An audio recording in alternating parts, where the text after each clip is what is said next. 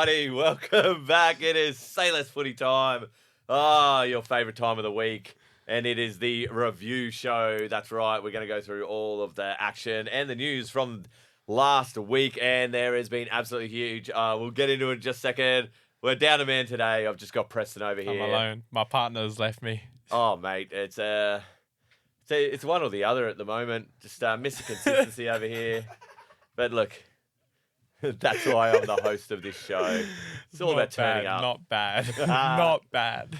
All right, but hey, we're gonna get through it. We're gonna make it work this week without Brendo. But yeah, he should be back next week. Shout out Brendo. Shout out Brendo. Anyway, if it's the first time watching us, pop us a like, a comment down below. Anything you do pushes out the algorithm and pushes out our content so we can make more. Anyway, huge news in rugby league. Obviously, the freshest thing happened last night. JD finally sacked. It was a dead man walking for quite some time there. We knew it was going to happen. It was just a matter of when. The Rabbitohs absolutely dragged their feet on that one, but yeah, they've made the decision now. And obviously, the word is that they want Wayne Bennett to come back. Crazy. If they get that going, that's crazy. Massive for them. Even with the squad they got, and you know how good Wayne Bennett is, especially with those Rabbitohs boys. Like, it just fits. But yeah, it'd be crazy if he comes back. I saw someone talking about, Wayne Bennett likes really sort of squads that are already built, but I was like, it's essentially you add Jack White, and it is his team from 2 years ago. Mm-hmm. And then you probably lose Tommy Burgess is going back to England. True, I didn't even know that. Wayne will definitely, with his pulling power, will get a couple of big forwards. Easy. I think it's a win-win if the Rabbitohs get him. But yeah, I mean, no one likes to see a coach lose their job, but it's the nature of the business. It is a business. This game of rugby league, it is it's a professional business, and you gotta take the hits as they come, I guess. As they come. Thanks for finishing my sentence. I kind of got a bit lost there. Nah, it's tough for JD. Like, even like after when the press were all over him, as soon as he walked out that door, he stood confident and said like, well, there's nothing said. I'm still going to training tomorrow. Like, we're still training. So it's like, but losing, like you saw them last year, they were at the peak and looking good, and like they were top of the ladder for a bit last year, like a year ago, and it's like no questions get asked in that, and then out of nowhere they come here, and obviously they got a good squad, but injury riddled, and it doesn't make it easier with the media all over them as well. So yeah, it's hard to perform when stuff happens like that. Look, you know what? It sounds horrible. But maybe I'm just a horrible person. But it's good to see another team in the media getting the boot in instead of who? Instead of the Tigers. Tigers have copped it for way too long. They have. I can't wait till there's bloody Roosters in Melbourne and Penrith turn to bloody have a kicking. But hey, you know what? Yeah. Give it to them. Swings and roundabouts in rugby league. Everyone has their ups and downs, and I'm sure the Souths will come back bigger and stronger. Mm-hmm. Anyway, bit more news. The great Paul Kent absolutely got rissoled, hip tossed into a tree over the weekend. Yeah, 56 years old.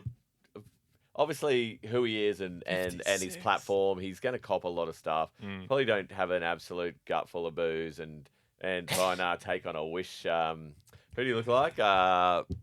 Andrew Tate, a wish version of Andrew Tate. Way, this guy. And then got a hip tossed into a big old oak tree. He was hopping around, like Hetherington hopping around, jumping around, trying to throw hands. But it was hilarious. But like I saw it, and you know how the media goes, and I was like, "Is that really him?" And then I saw the NRL 360 talk about it, and I was like, "Oh, okay, now it makes sense." It was hilarious, and they just try to wave it off. He's been stood down. It was like, bro, come on, man. But it was pretty rough. It was the same when he went to court. Obviously, he got off for that. But yeah, obviously they're all mates there at Fox League, and Brace just did the quick diplomatic thing and then moved on with it. So they didn't. They're not going to sit there and go, "What do you reckon about it? Oh, how was his form? How was his stance?" That was hilarious. Oh, lucky he took that Rolex off. It's about $50,000. Oh my god. Yeah, but. When I saw it, I was in disbelief for a bit, and then I was like, yeah, nah, it sounds like something he'd do. Yeah, crazy. Anyway, it's not like he can really come back from that. Yeah, Like, it's going to be he's real criticised tough. too many players for off-field stuff, and does that. yeah. Yeah, nice. The only other sort of thing that was talked about over the last week was the kickoffs. Like, I did see that. That idiot Bulldog Richie wanted to try and get him to start banning kickoffs because Moses Sully got knocked out big time. That was huge. The Daily Telegraph put in the paper that Flano said they should get rid of it, and then Flano's going, absolutely not, mate.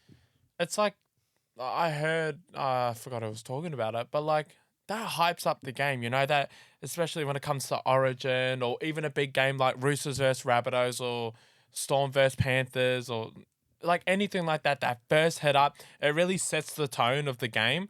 Like, if you see players, like, they come in, hit it hard, and they get put on their back, it sets the tone for, like, say it's the Panthers, Storm, and Leota dumps Nelson, that sets the tone. That has Panthers on the front foot for the next, 20, 30 minutes. And I don't, like, I see why and the appeal to doing it with the head knocks, like getting rid of it, but like, it's too big, too massive in the game. It's like, it's a staple piece of the NRL. It's a collision sport, and like, accidents happen. And the reason Moses Sully got knocked out is because his teammate hit him at the last second and bumped him into Jared. Like, if you have a tap or a short drop off, stuff like that's still going to happen. Like, how good was it a few weeks ago watching Nathan Brown bring it back off the kickoff? Like, oh, that's just what rugby league's about. Yeah, really. And I don't know, maybe you can change it to two in that first tackle, maybe. I'm not sure. But it is that third man that gets sandwiched between the two players. You got your dude that goes here, and the dude's running straight in. They go to hit like that. And that middleman just gets caught in no man's land. And it's just like, they've got to take basically the grunt of that hit, honestly. But I'm not sure, like, I wouldn't get rid of it, though. Stop changing the rules of rugby league. Stop changing the rules. We got all these things. There's 6 against the disruptor. No one knows what a disruptor is. What an absolute garbage piece of rules. So, like, in 1 week a player's jumping up for the ball, but he's a disruptor. But the next game, it's fine. Like, the refs don't even know what the disruptor is. They have no idea. If you know what the disruptor is, comment down below. Let us know, no please. one knows. Write a letter to the NRL. There's so many weird rules. Like, some actually come in and they're all right, but like, that one's a rough one. Oh, the obstruction one. It's like, there's just yeah. We want running rugby league, exciting rugby league, big hits, big tries. Don't want to get too deep into it, eh? Oh, go all day. Yeah. All right. We need to move on because we've got plenty to cover in this week's episode. Let's get on to our shining lights, and I'm going to start with Brendo's because he's not here. So I'm just going to go through his. I think we're all pretty similar. There were some really big standouts this week, but he's given 3 points to Nicho Hynes, 2 points to Sammy Walker, absolutely huge on Anzac Day, his best game of his career, and Cam Munster got the one for Brendo's shining lights for this week. Over to you, Preston. Had to go big Mundog for the 3 points. I watched the game and he could kind of do anything he wanted. I went Sammy Walker for 2. Same. He was doing it all, putting kicks, doing that. And he just looks so much better and so much more comfortable in that team, kind of running it as well. So, it was said he's got the keys to the team and it looks like he's taken them pretty well. And then Nicho Hynes, too hard to go past, had a massive game as well. So, yeah, it was good though. Good weekend of footy. Yeah, some great performances there. Mine is pretty much almost the same as yours. 3 points to Munster. That's the Munster that we all know and love. Like, just the kicks, the runs, the defense. Like, wow, that's Cam Munster that we all that we all been waiting to see. I think he's finally back to full fitness, and 70% he reckons. Just his link play with like Hughes and Pappenhausen and Grant, like it's really coming along. 2 points to Sammy Walker, absolute fantastic week. Just now with Keary retiring, we sort of missed that, but we'll talk a bit more about that later. Yeah, true. Forgot about that. It's Sam Walker's team now. The keys, it's his team. He can start directing around and playing his style of footy. And then 1 to the rookie, David Armstrong. What a debut. Everyone's so worried about no Kalen Ponga. Well, David Armstrong, he just put his hand up. What an absolute fantastic performance. 1.4 Armstrong. I think the Knights won. So Debut game as well, aren't we? Oh, mate, 1 point debut game. What a special. Well, obviously we'll talk more about it, but I think we were talking last week that we almost had a line through the Knights because they're so Kalen dependent. But this sounds horrible on KP, but maybe the Knights are a better team without him because they're not so reliant on it, and he's not asking for the ball 20 times out of 25 and then it starts getting shared around and they have a little bit more direction. They play like a team without KP. Yeah, we'll get into that when we get to that game. We'll get into that on the Knights game. Yeah. Let's go through our tips. So I've just forgot to finish filling that one out. Tips for last week. Look, none of us had a great one. So none of us went shocking. I think none of us went shocking. I actually did better than I thought I did. So I thought I was going to get about 1 at some point. Anyway, first game of the round, the Warriors were beaten by the Titans, and none of us had the Titans. Rough. Second game, Dragons versus Roosters. The Roosters put on an absolute clinic. Chookies. I took the Dragons. Boys took the Roosters. Storm. We all took the Storm, and the Storm absolutely punished Rabbitohs. Put the nail in the coffin for old JD there. The next game was Manly over Eels, and absolutely, Manly got the job done. It was very close there until Micah Sivo's brain snap. But Manly got the chocolates. Who took the Eels? Preston took the Eels. And I was close. The next game was Tigers versus Broncos. I did say the Broncos would win, but I tipped the Tigers. Boys took the Broncos, obviously. We all took the Panthers over the Cowboys. The Cowboys actually had a much better game, much better performance, especially against the Panthers. I don't know why they like to stand up against the Panthers. It's weird. Dolphins against Knights. We all took the Dolphins, and a KP-less Knights got up. KP-less. And Sharks over the Raiders. We all took the Sharks. So what did I get? 1, 2, 3, 4. Wait, I can't count. 1, 2, 3, 5. I got 5. And you boys got 6. Oh, nice. 1, 2, 3. This is the good counting content. Podcast. Yeah, I know. The counting podcast. Look, nice. we'll figure it out, and I'll put it up this week. The counting podcast. Nice. The one-eyed counting podcast. Look, I'm just showing you that quick math. Anyway, let's move on. Let's move on to the games because absolutely, I could be here all day counting. What a life we live. All right, straight on. Warriors, Titans. What's happening with the Warriors? Like the team's still there, obviously without Metcalf, but I think Tamari Martin, you don't really lose a hell of a lot. They're obviously they are relying a bit too much on Sean Johnson. Yeah. They look like if AFB's on the ground, they look like a much better team. They had so many opportunities, and the Titans' defense just turned them away. Like the Titans are playing like a Des Hasler team. AJ Brimson, unbelievable. What a game. Unlucky not to get a point from us. But yeah, Titans on the board. Yeah, finally. But it was good for them. Like we said this. We saw last week's game, and we were like, they've got a bit of jump to them, and if anyone was going to get upset, and it was them, and they did, and it was massive for them. They needed it. Fafita came in and worked. Try assist, try.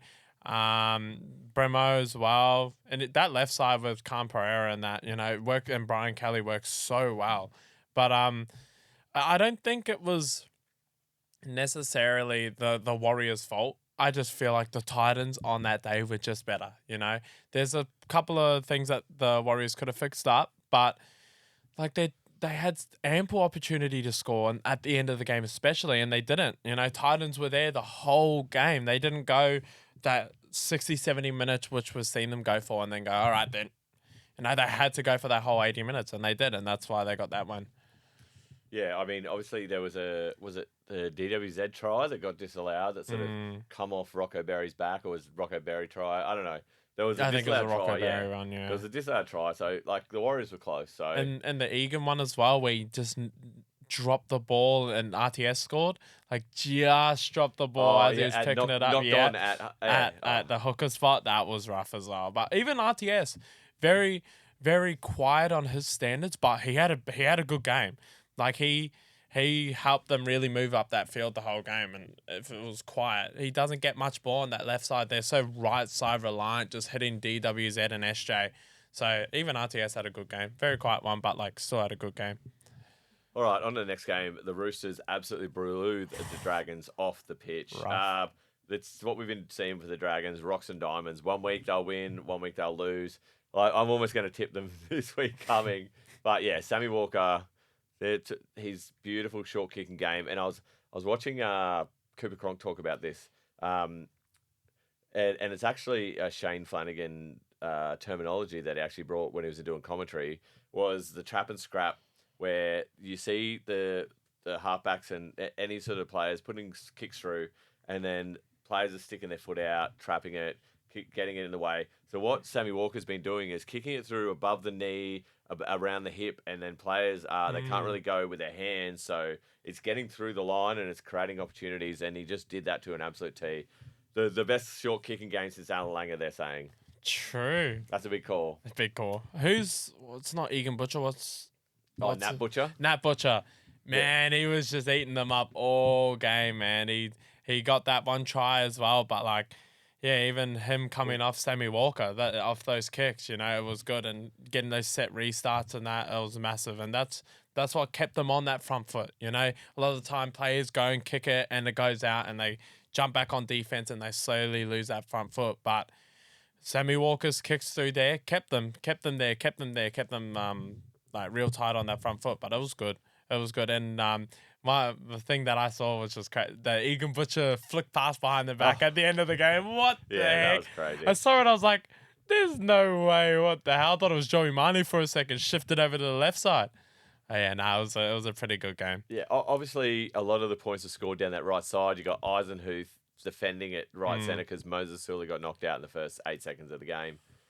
I saw someone talking about maybe you have like a 6 to 8 people on the bench like in the English football. You don't have to use you get to use 4 subs, but it'll give you a little bit more you have half a centre variety to cover. Like you can have some back cover, so all those extended reserves, they don't get used, but you can still have the option. So if a centre or someone, you've got replacement, especially in the game that we're playing at the moment with all the concussions and stuff like that. I think it's actually. I think same. I'm trying to think who had the idea. I think it was Michael Chamis. I don't know his name. Yeah, it was a journalist. So, and yeah, it is a good idea. And he was saying that a lot of games get ruined, quote unquote, ruined from it because like you chuck a forward out there, now they attack that side, and it's a big score line, and it goes from a massive close game to a smashing. You know what I mean? And yeah, a lot of the time it is, and we've seen when Tuolangi was on the left side for the Eels, and Cleary just kept hitting Tungo. What did he drop? Like 8 line breaks or something? That's what I mean. Like, it changes your whole entire game when an injury happens like that. And if you can have options where you can bring in like a center or even a half just to sit there, and if they don't play, they don't play. And it gives opportunities to other players that don't get to play much. They sit on the extender and they can't play where they could play if they were sitting on that 6-man bench. Yeah, I like it. I like it a lot. On to the last game on Anzac Day. Storm over the Rabbitohs. Whoa. That was the performance we were waiting for the Storm. Very close wins for this year so far, but I mean, just Rabbitohs are just I don't know. Rabbitohs are trash. Like they are just they're trying. Like, I mean, they scored 20 points, but Storm, that was just a complete performance. Yeah. It really sort of everything gelled. Like they're probably still short of like a big front rower, but there's come from anywhere. Everything's sort of starting to gel. Yeah, like that's the scary Storm that now you're like, well, hang on a minute, maybe they are in the conversation for the premiership this year. You watched that game and it was a lot of the spine like that. Obviously, Cam Munce had a massive game. But Paps had a double. Harry Grant had a try. Jerome Hughes had a couple, I'm sure, a try assist or two. But his run, like he had line breaks, his running game was on. And that's the best thing. Like, they all feed off each other. You know, Munster takes a lot of the grunt. Now Hughes is hitting the line and getting line breaks with Paps coming. You know what I mean? So, and there was one try, the Munster try, where Hughes gets the ball, gets the line break, offload to Paps. Paps quick play, and then Grant straight to Munster and scores a try. Everyone got involved, and after you can see Jerome Hughes and Paps celebrating together. That's what I mean. Like, it's the first time in a long time that spine has been together. Like, this is the first year that they've had like a couple of games together. Like Paps has been out, or Munster's been out, or Grant's been out, or Hughes has been out. But now that they're all gelling and they are together, and now they do have a much stronger forward pack with Blore, Katoa, Liero, King, Nas. You know what I mean? It's massive. Like they look good, and then they look good. Wow, I was just thinking about it. I was like, that's probably the second game in probably like over a year that the spine has been together in Melbourne. That's what I was thinking. That shows the like how excited they are to play together when they play like that, and it's good. I've been loving their watching their podcasts, and they've been talking about how close they are all together on tries, and is it Pappy's closing down on Munster? I think Munster's 56 now because he scored that try, and I think Hughes 55. Is like 53, and Paps is 50. Oh, is he 55? No, because he's in between them, I think.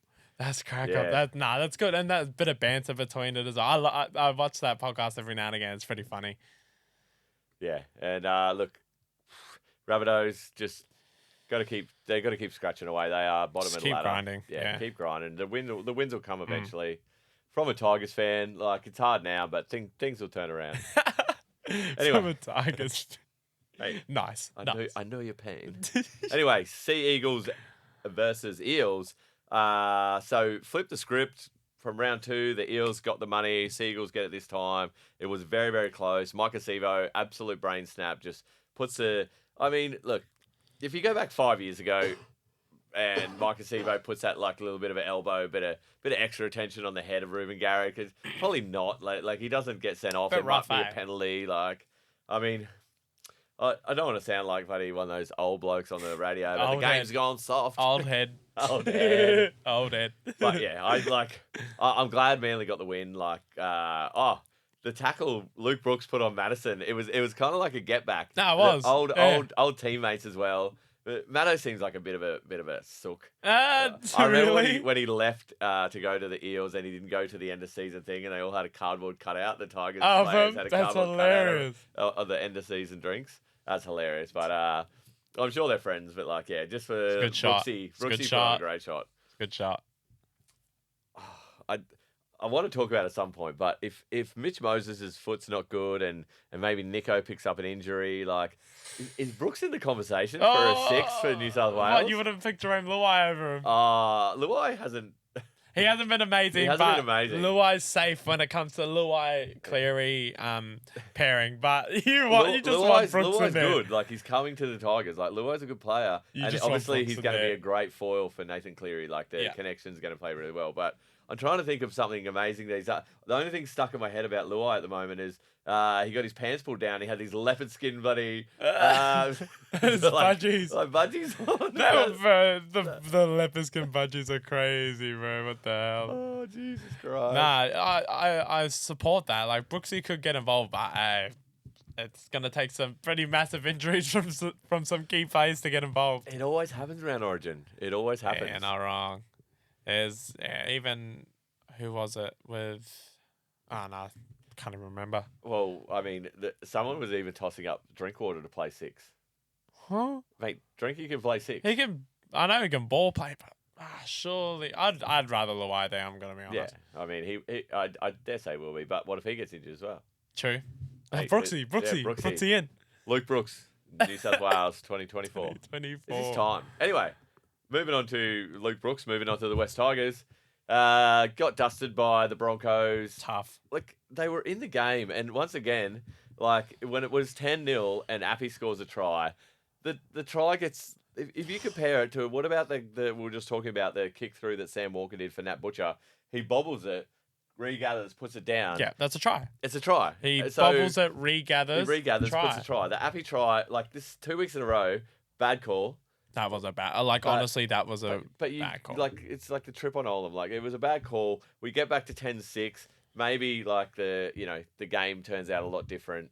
I think so. The Adam Reynolds intercept at the end of the game when he couldn't walk. Xavier Willison running on at fullback. That was crack up. It was just a crazy game. It was fun to watch. And, Charlie Staines' second try. It went through about 85 set of hands, and then like Brent Naden chipped through, and then it just bounced. Brent Naden, the halfback. Oh mate, I love Brent Naden. Yeah, good name. Yeah, good name. Good name. Nah, it was because I was watching the game and I had Reese in my Supercoach team, and I'm watching it and I'm just like, what the hell is going on? Like he's vomiting, he's got a cramp, he can't move. The trainer's on. He's like, there was a point where he's hunched over and he's waving to the trainer, and they're all looking at the play the ball on the other side of the ground. I'm like, bro, someone give this guy some attention, please, man. He couldn't get any attention, and the fact that like how he walked off, and then Renault actually had to walk all the way around. Yeah. Like the good thing is like I've obviously watched a lot of content. Reece Walsh is the biggest star in the game at the moment, and you can't. Yeah, all of the kids are wearing Reece Walsh socks. I saw all the Tigers that, ball boys, like all the kids are lined up at the fence. All the young girls, like just everyone loves Reece Walsh. Like you interview these like young kids who play park footy every weekend, under 12s. Everyone's especially here, especially in the Gold Coast. Obviously, grew up here and played Narang Roosters. They love him over here, and Brisbane Broncos. So yeah, he's probably a star of he could be the face, and I'd say couple of years. So he probably is now. He is the face. But how old is he? 21? Yeah, he's like 20. Yeah, he's 21. 21, yeah. And he's already played 4 years of NRL. Three years. Yeah, 4 years. When he went to the Warriors, I remember when I saw that, I was like, no way. And he got picked up by them, and then he debuted against the Storm in Melbourne. Watched that game, and I was like, they're gonna give it to him. And yeah, he played good. All his family came down, saw the hooker at the end of the game. It was massive. It was a big thing. And coming from that, and then honestly, yeah, being the face of the NRL right now, massive, man. It's pretty cool. I think him going to the Warriors was the best thing that could ever happen. Yep. Like it got him a bit of game time being young. There wasn't a lot of pressure on him because he's playing for a Warriors team that aren't going too well. Was it injured RTS? That's why he was in?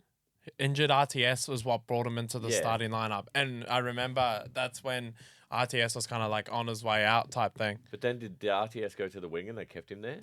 I think so. I know they kept him at fullback the whole season. I wasn't sure. I'm now thinking about I'm not sure if he played like wing, but man, I remember watching that Warriors season. I was just like, wow, he's really, really good.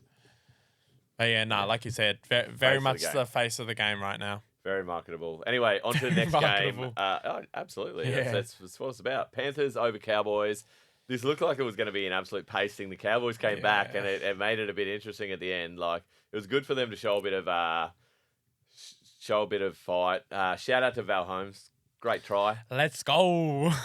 He did drop one later on, but still I'm not a Val Holmes hater. I just think he is a solid player. He just thinks Tessiniu's better. No, I was just trying to make a point. I think he's a solid player. I just think maybe he's a little bit past it, and we need to look to the future for the AJ Brimsons and Selwyn Cobbos. A lot of hate this week, but look. Nah, we love it. Mate. Shout out Val Holmes. But Panthers with Nathan Cleary, like everyone could jump around on one leg, and mate, he could be the face of the game. I mean, he's definitely the biggest chin in the game. That chin is crazy. The side profile, just big stuff. It looks like a bike seat, bro. Sometimes, what the hell? There you go. He can see it. Put it up. Bike seat. And then. Do you know what we didn't even talk? All this news comes out after we film every single week. You know we didn't even talk about? His younger brother, Jet Cleary. Yeah, went to the Warriors. I was sitting there with my phone. You could check it the last time, and I'm going, yeah, Jet went to the Warriors. Mate, that would have been so good. I know, and obviously going in Ivan's footsteps a bit, which is pretty crazy. But like you see, he was born in New Zealand. Like he was Jet born? Yeah, because Ivan was over there coaching the Warriors. True, I didn't know that. Get him in the Kiwis team now. Nah, what do you call it? He's that future Warriors team down there, like that won the Harold Matts comp, man. And obviously he's not Harold Matts, but you got SG Bourne. they've got such a good process going down there, and bringing Jet in would be massive for them. Like, and there's big future for a lot of Storm stars. Maybe Jet's in straight after SJ retires. Oh, that's exactly it. He's No the heir way. apparent to SJ. Really? Just I think Jet would be. He's gonna be good, but like putting pressure on him like that to back up SJ is crazy. I thought it was going to be like a Cleary dynasty with both of the boys playing in the halves Same. of the Panthers. That would have been crazy. It might happen at the back end of his career, but just a way to go over there and do it himself, and and obviously Ivan trusts like Webby 100%. Yeah, you're not going underneath your dad and next to your brother. You get to kind of make your own gonna be story. over there with him. Yeah, you get to build, make your own story. Yeah. It's kind of like with LeBron and Bronny.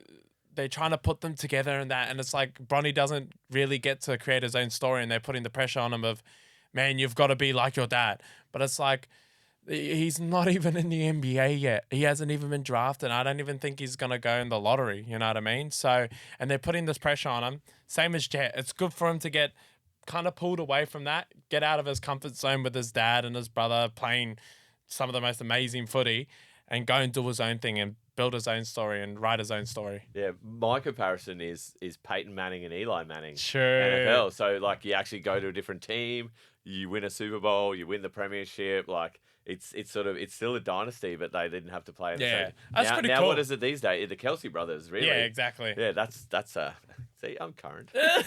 He knows. That's pretty massive though. I'm excited. I'd be so excited as a Warriors fan, especially with that, like I said, the future Warriors team that's coming up, and Jet being there as well. Man, there's some good stuff coming, man. They're gonna have a big next 10 years. I think Jet Cleary is going to supersede Reece Walsh as the face of the game once he gets to about Reece Walsh's age now, to about 21. He'll come in. All right.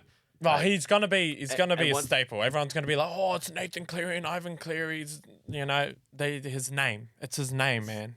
That's all you need. There'll be grandkids Clearys, and they'll be playing as well. It'll be a dynasty. Yeah. Anyway, we've got a couple more games to get through. Let's move on, because I could talk about the young halves coming through the competition all non-stop. Day. Anyway, speaking of young players coming through, Knights upset the Dolphins. We think it's upset. No KP. Armstrong comes in. What a game! Armstrong. We saw him in the trials, and he looked good. There was talk that Sharp was a bit ahead of him, but I think his form in the New South Wales Cup got him the nod. It actually helped the Newcastle spine play their game. Kalen wasn't pulling for the ball down that left side so many times. Like, it opened up the play. Jacko Hastings could direct the team around a lot more. It's good to see him and Tyson Gamble back together. I don't know. I'm a big Tyson Gamble fan, and the Knights look better. I don't know. The Dolphins are starting to be like the Dragons, just rocks and diamonds. And diamonds. Yeah. That Warriors, Knights. You could see, you watch the game, and Gamble and Hastings were running the ball a lot, and obviously they got told to, and it looked good. It really opened up the game for some other players. But like we said at the start of the season, we thought David Armstrong was going to get that winger spot. I'm pretty sure, and we like the looks of it. But I think the dude was behind him, Fletcher Sharp, I'm pretty sure he's still injured. So people are still unsure if David Armstrong keeps it. If he comes out, has a big game this week, I reckon he solidifies a spot. Oh, yeah. If he keeps that sort of form, wow. Yeah. Wow. Oh, we can't forget about Trey Fuller. He was just running amok as he did the last two games. One game. One game. Just does whatever he wants. It was a battle of the fullbacks, wasn't it? They were both really good. And obviously both basically new to the NRL. It was good though. It was good to see that bit of a battle going on. Yeah, absolutely. And the Knights needed that 2 points. Yeah, definitely. On to the last game, and just an absolute pasting. The under-the-radar Sharks stay on top, 40 points over the Raiders. Look, KO Weeks obviously coming to the side with Ethan Strange. A couple of rookie halves. The Raiders seem just rudderless. Just didn't sort of... The Raiders are missing a fair few, like Rapana, Elliot Whitehead, Hosking. Like there's actually a lot. There's a now lot. thinking There's a about it. lot of injuries there in the Raiders, but the Sharks obviously without Tricky Trindle, he's stood down for a while. But Nico just Took the reins. took control. Give it here. Atkinson just did his job very well. He's a good runner. Yeah, he is. He can play anywhere in the back line, and like big fan of Atkinson. Now, I'm actually kind of happy to see him get his shot because he's 100% a first grader. But yeah, Sharks just continue on. Fitzgibbon I think he'd be absolutely stoked more about the zero than the 40 points. That's the first time the Raiders have been kept to zero, and I think since 2014 or something. I think I saw something like that, some crazy number like that. But Nico Hines, bro, he could just do whatever he wanted. Honestly, he just grabbed the ball. All right, then put you through. Oh, all right, then I'll do this. I'll do that. And he looks so good. And I don't know if that's because Braden Trindle's out. Maybe because you could see, and he didn't step back, but he stepped back. Had a bit of a hop back from that, always doing everything. And now he's come in and he's just gone okay. Hit Nikora on that short line that he always runs, did that well. Ramian went off, Kato went off, so he plays a massive role in the kind of like a KP success in that Sharks team. Like he runs so much of it. You got to think different halves combinations also set different shapes through the back line. Yeah. So if you've got like a certain sort of running dominant or the way that sort of a half will dig into the line, there are certain combinations of halves will change up the lines. We'll set the back line where the block plays are coming through, where your runners are hitting sort of like outside 5 and 6 and sort of if the centers are coming back through like even what was it? I think obviously the Broncos versus Tigers game when Reynolds sort of turned a Reece Walsh back that on was the inside, sick. Yeah, and Ricky was hitting the outside, and it was just like maybe if Mann was there and not Jock Madden. Shout out Jock Madden, what an absolute fantastic came in nicely. game. Yeah, it'd be a different line against his old club. Yeah, but yeah, just different combinations of halves. This also probably happened with the Knights as well. They've sort of played around with their halves, so different combinations are always going to create different lines. Yeah, so. For sure. But it was good. It was a good game for the Sharks. Yeah, for the Sharks. They're on top of the table. So he's like... They're quiet as well. They will quietly creep themselves up there and everyone goes, wait, when did the Sharks get to the top of the ladder? It's crazy. They've got the Dragons this week and then I think they've got a run of like Melbourne, Roosters, that's going to be Panthers, a good game, Melbourne Sharks. Yeah, that's in a couple of weeks. So and I think it's obviously their big run's going to hit around Origin as well. For sure. Jeez. Anyway, I think we've absolutely fed it on the review show this week. We got plenty more to come on the next episode, which is our tip show. So tune into that as well. Like I said at the start, if you haven't, follow us, drop us a like, subscribe, follow us on socials, get around it wherever you can. Say hi to your mum for me. Get involved. Say less. Peace out. Peace. You.